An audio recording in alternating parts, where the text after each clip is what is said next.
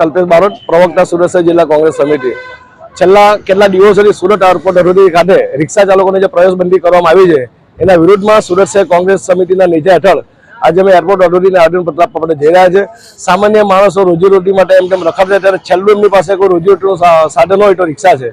આ શહેરમાં 1.25 લાખ કરતાંથી વધુ રિક્ષા ચાલકો શહેરમાં રિક્ષા ચલાવતા હોય ત્યારે એ લોકોના રોજીરોટીના પ્રશ્ન બાબતે સુરત શહેર કોંગ્રેસ એરપોર્ટ ઓથોરિટીનો જે પરિપત્ર છે કે રિક્ષા ચાલકો પ્રવેશ નહીં કરો એના વિરુદ્ધમાં અમે આવેદનપત્ર આપવા માટે જઈ રહ્યા છે.